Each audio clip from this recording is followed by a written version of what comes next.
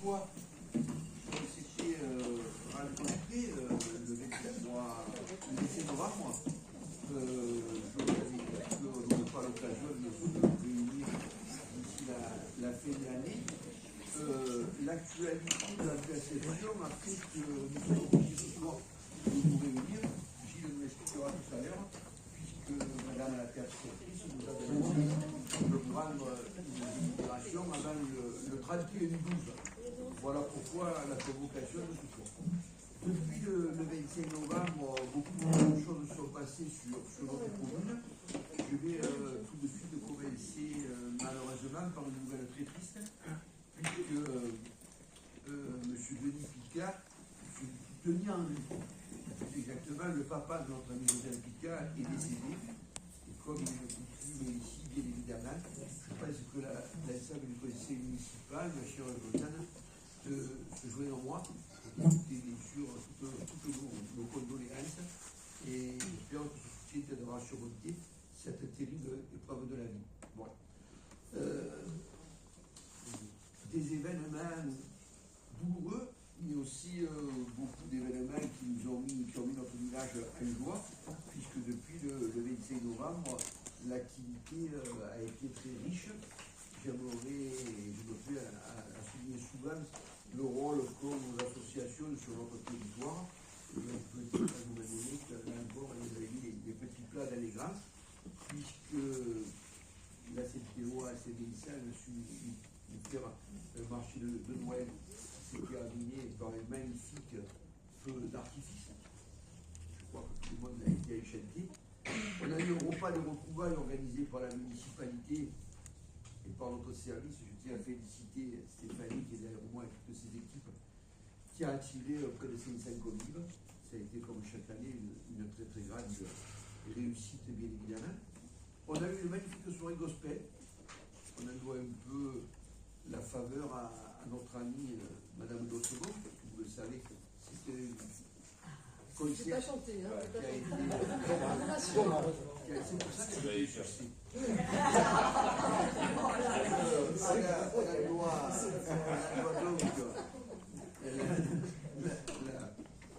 Cette faveur, grâce à Madame Dossebon, et franchement, l'église était à joie. Pour dire les choses comme elles sont. Je signale d'ailleurs que pas plus tard que la semaine vendredi, il y aura notre ami Daras qui fera elle aussi une soirée concert. On a eu une très belle prise de commandement, puisque notre commandant du pompier a changé.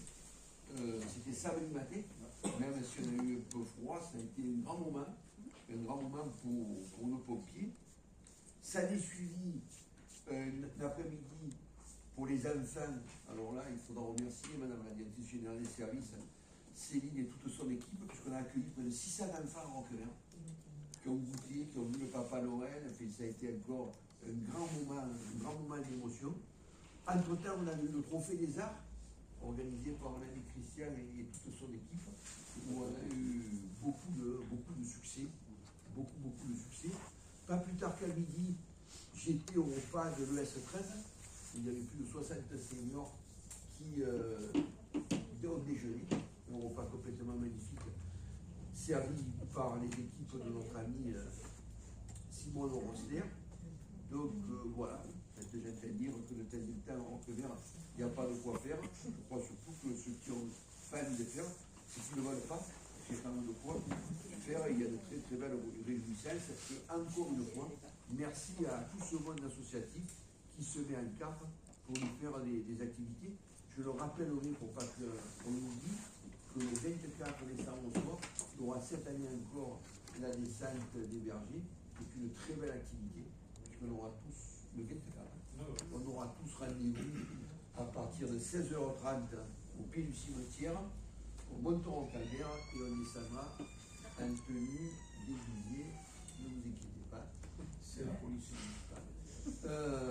Jusqu'à notre église où on aura le vin chaud, on mangera le pain d'épices, et ensuite, il y a ceux qui ne croient pas, et ceux qui y croient, comme dans la roseraie des dames, chère Elisabeth, il y aura la messe voilà, qui aura lieu à 6h30, mais c'est une tradition.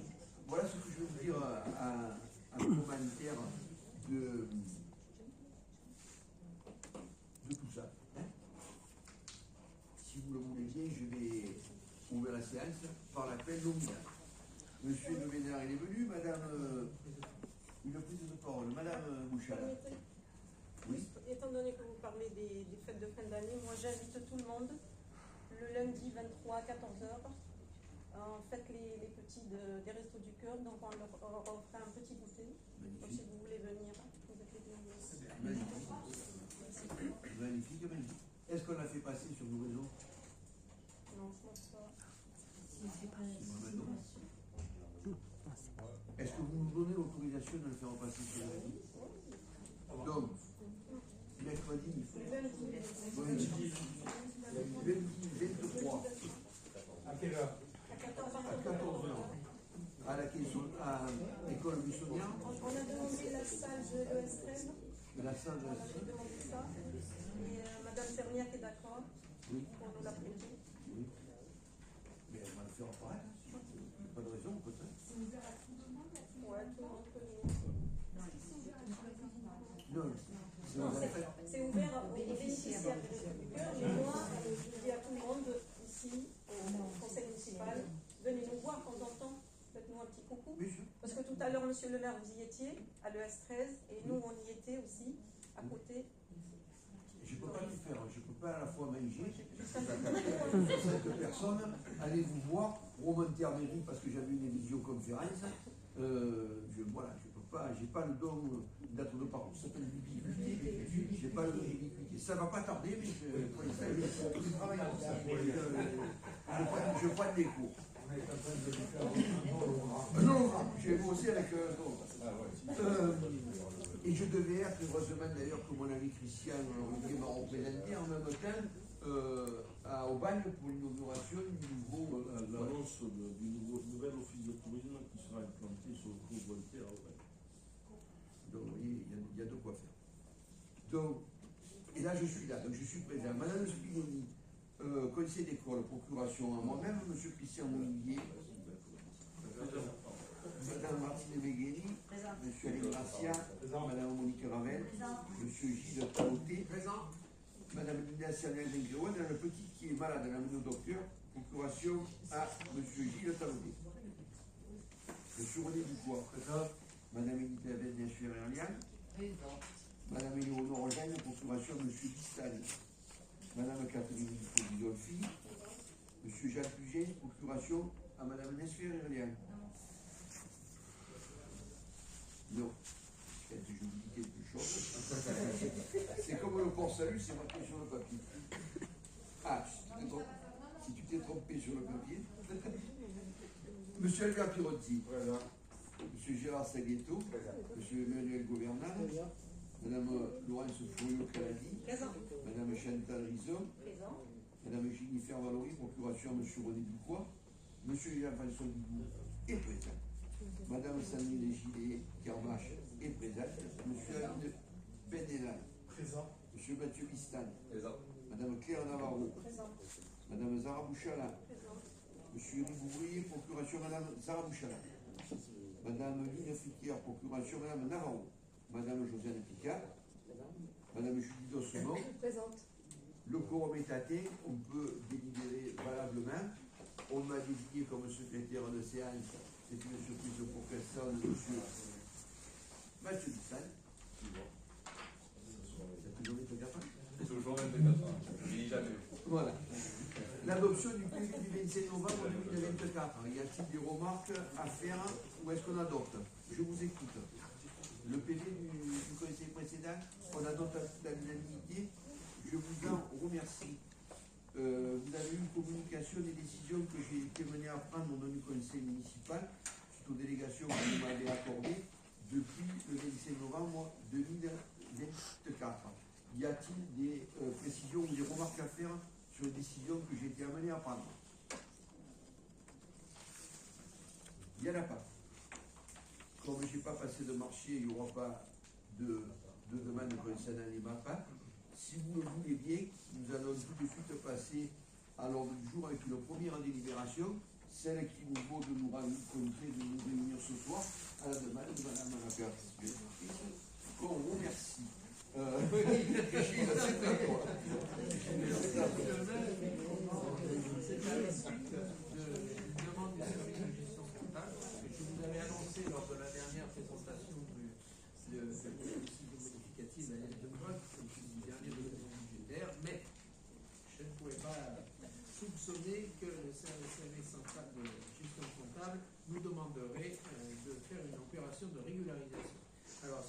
régularisation qui ne touche pas le montant total du budget, mais qui a un impact sur la répartition entre la section de fonctionnement et la section d'investissement.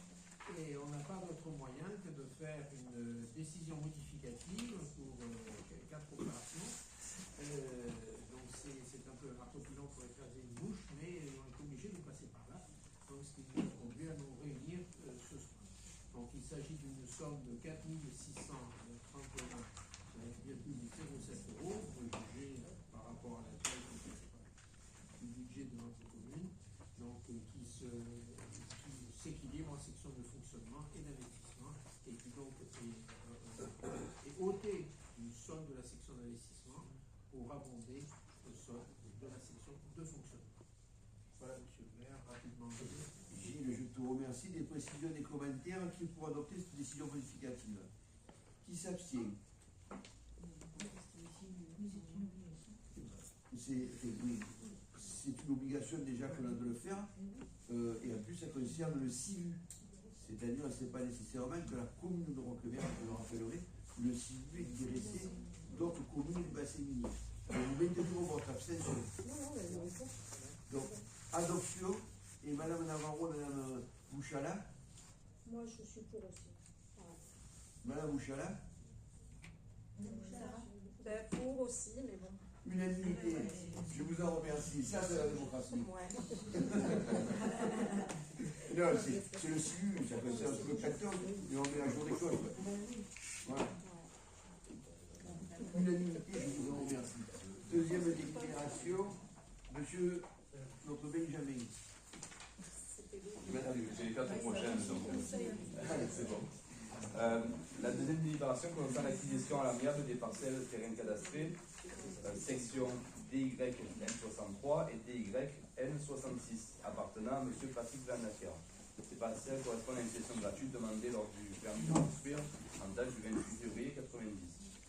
La commune n'a jamais pris possession effective de ces tellement immobilier car l'acte notarié nécessaire au transfert de propriété n'a jamais été signé. Ces parcelles répondent à une surface inexploitable et inexploitée par son propriétaire parce qu'elle a chaussée goudronnée du chemin du traversier. Et donc demander à l'Assemblée de ce soir, au vu qu'elle ne présente aucun intérêt dans le patrimoine de M. Van Acker, d'acquérir l'euro symbolique. C'est bien pour des raisons de rentabilité, vu que c'est moins de 500 000 euros, il n'y a pas besoin de saisine de France Domaine. Merci Mathieu, des précisions, des commentaires. Tout le monde est d'accord pour intégrer dans l'envoi communal les 2 parcelles de Patrick. Unanimité, je vous en remercie. Troisième délibération, Mathieu. Oui, donc là, ça concerne l'échange de terrain entre la commune de Roquevaire et la société Logis Méditerranée. Donc, Logis Méditerranée doit se porter prochainement acquéreur auprès de l'EPF PACA de la parcelle cadastrée section CW numéro 1, aussi située dans Seine-Gare, en haut du boulevard Boulanger et Clémenceau, en le transformant en 2 logements à la suite de son acquisition. La commune de Roquevaire a prévu la possibilité de cet événement immobilier, la construction de nouveaux groupes scolaires pour lesquels le permis de construire a déjà été délivré. La métropole, dans le cadre du projet Beltram, a prévu d'implanter une station de TSCSP, donc transport en commun en site propre. Afin de faciliter le fonctionnement des 3 futures réalisations, il est apparu que la parcelle cadastrée section de CW numéro 1 devait être modifiée. Le cabinet géophyte, géomètre expert Aix-en-Provence, a réalisé le document de partage nécessaire à la modification, en créant une nouvelle parcelle de 100 m² à détacher de la parcelle mère. Il est donc demandé à l'Assemblée de ce soir d'échanger et de régulariser la situation et d'échanger cette parcelle nouvellement créée avec la parcelle cadastrée section CW numéro 84 du superficie de 38 m² appartenant à la commune de Roquevaire. Des précisions, des commentaires. Des précisions. Donc, Madame Navarro. En fait, j'ai le plan sous les yeux, mais je n'ai pas très bien suivi l'ensemble des explications de Mathieu. En fait, la CW numéro 1, ça contient à la fois le jardin et la gare. Oui, Ce qui appartient à la commune, c'est le terrain qui est juste à côté, là où en ce moment il y a le passage. Et pour des raisons d'échange, le document d'appontage fait qu'on divise la parcelle ici et on récupère 106 m². Et en échange, voilà, en gros on échange 38 m². passage, il juxtapose. Il juxtapose en ce moment avec l'ancienne école. Qui sera l'ancienne école. C'est bon? Mathieu, c'est parti. Tout le monde est d'accord pour adopter cet échange? Madame Dossebon. Oui. On adopte les oui. Allez, quatrième libération, monsieur Vitaly. Donc elle est assez rapide. C'est la subvention qui concerne, dans le cadre du politique d'aide dans le vieillissement des façades des paysages de Provence. Donc cette libération abroge et remplace la libération 103-2024 qui a été passée le dernier conseil municipal. Il y a simplement une modification au niveau des subventions sur les 3 dossiers éligibles. Donc il demandait à l'Assemblée ce soir juste de abroger, de remplacer par cette nouvelle libération pour le dispositif. Tout le monde est d'accord, des précisions, des commentaires? On adopte, on change, je vous en remercie d'unanimité. Mathieu, la 7e libération. Alors, la 7e libération, c'est la dénomination des parkings publics de la commune. Donc je vais vous les citer, pour ceux qui ne les connaissent pas. Du coup, le parking du Grand Bain, donc c'est le parking à côté en face de l'école, le pont de l'Étoile. Le Grand Bain, parce que il y a le Grand Bain. Voilà. Le parking des Arrosants en sortie de ville, direction d'Apollon par rapport au canal des Arrosants. Le parking de Luvonne en sortie de ville, direction Saint-Pierre-les-Aubagne par rapport à Luvonne. Lascours, parking Francis Lascours en haut de la rue Parcomieux, donc c'est celui qui est en haut à côté des écoles. Le parking de l'Ouert à côté du stade Christophe Pignol.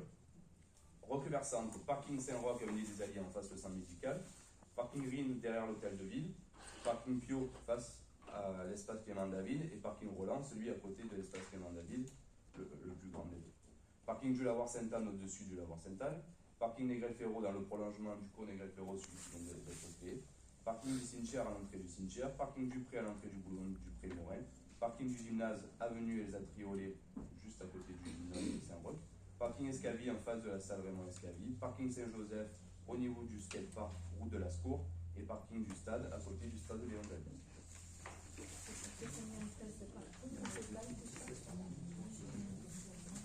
Nombre de places de parking, je ne sais pas trop parler.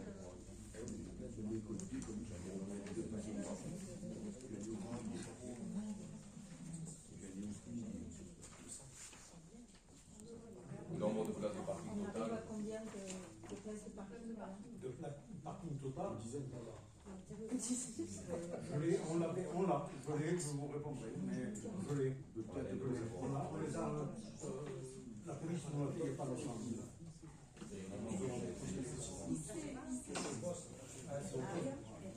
Oui, la police l'a payé il n'y a pas longtemps.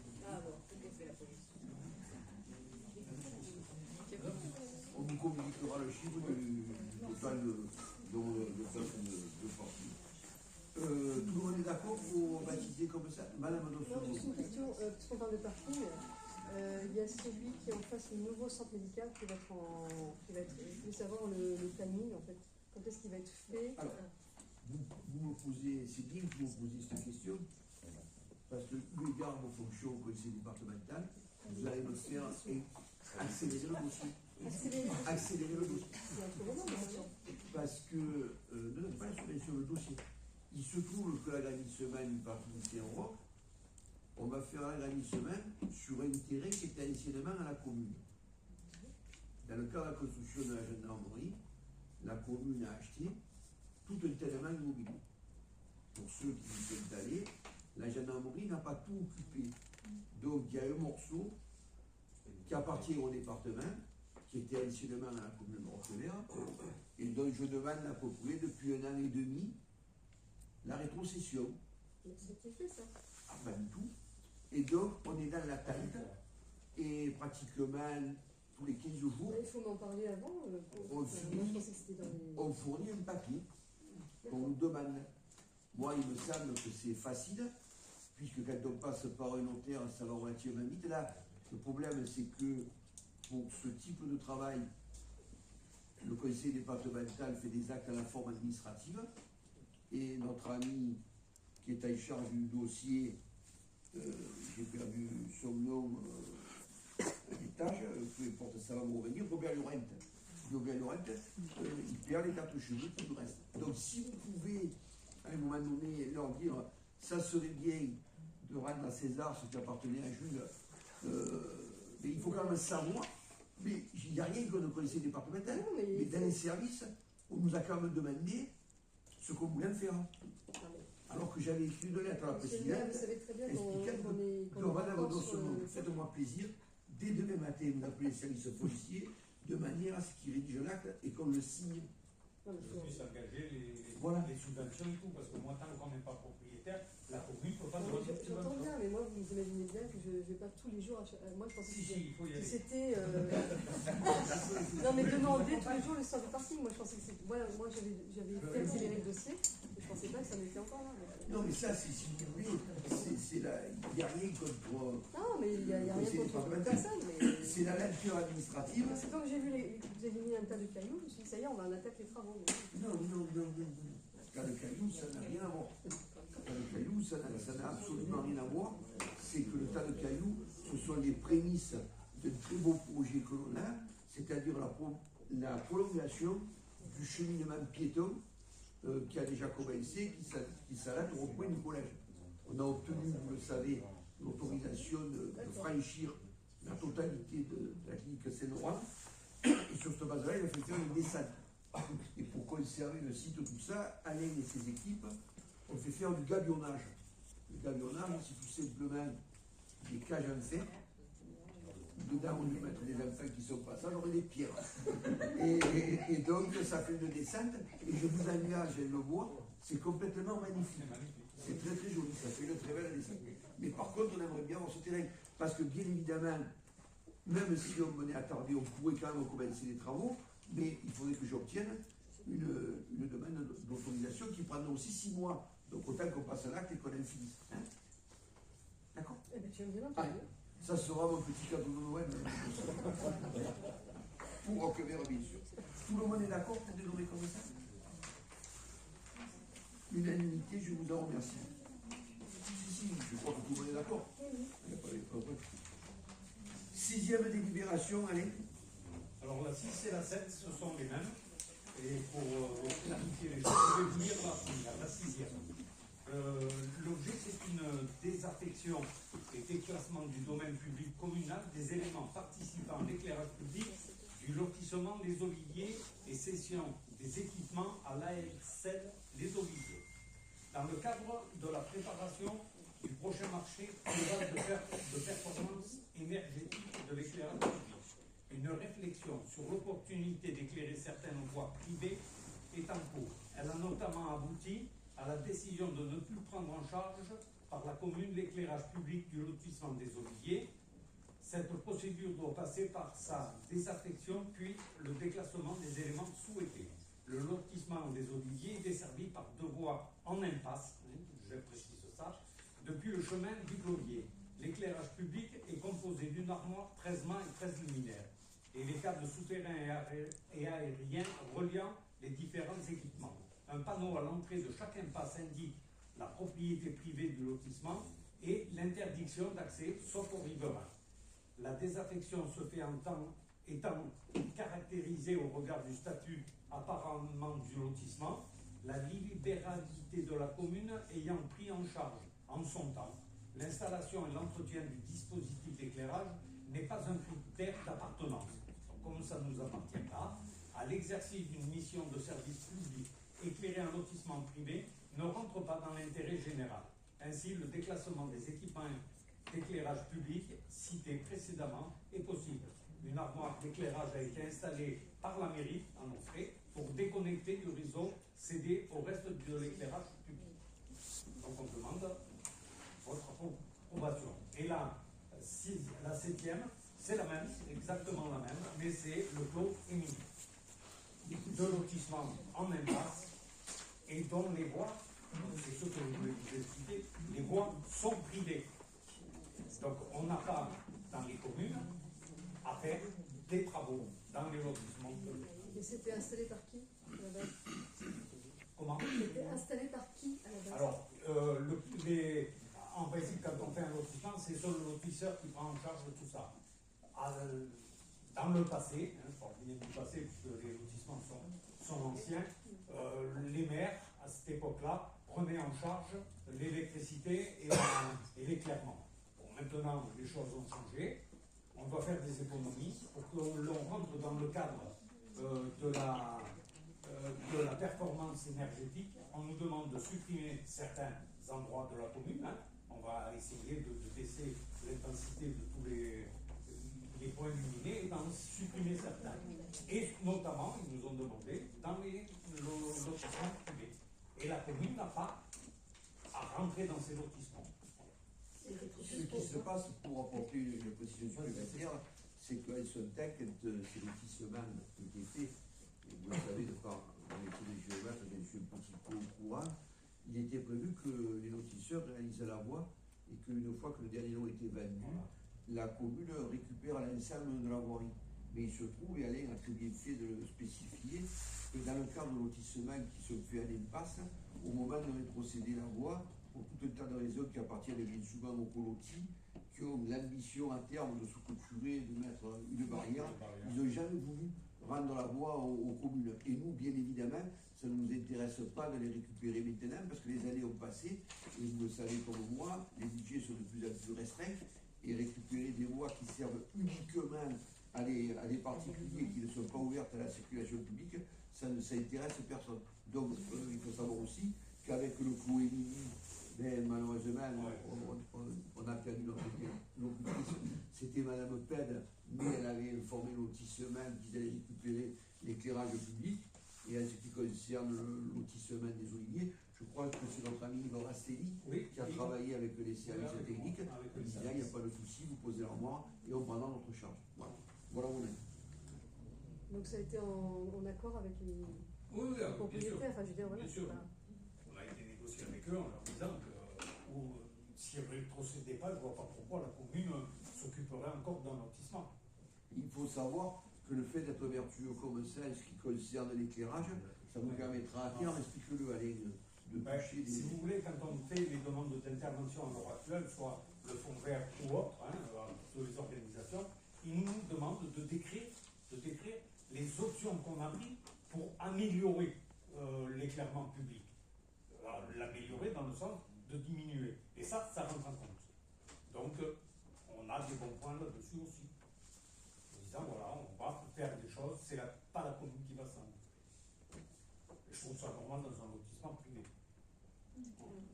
Si encore la voie était à nous, je dirais non. Mais il n'y a pas la voie qui est à nous, et souvent c'est venu, si vous voulez, avec les oliviers où il m'a fait une demande, il y a quelques années de ça, où il voulait mettre une barrière avec le bip là, et ça, le contrôle d'entrée. Je leur ai dit, tant que la voie, il y a des objets qui appartiennent à la mairie, vous ne pouvez pas le faire. Donc maintenant, ils pourront le faire. D'autres présidents, d'autres commentaires, qui est OK? Tout le monde, unanimité. Je vous en remercie. Oui, on a voté de délibération. Je vous l'avais dit, le conseil municipal est très court ce soir. Je vous remercie de vous être déplacés et je vous donne rendez-vous soit à l'arbre de Noël c'est l'arbre de Noël de nos amis des Restos du Cœur et aussi à la descente des bergers le 21 février. Une bonne soirée à tout le monde et de bonnes fêtes de fin d'année. Merci.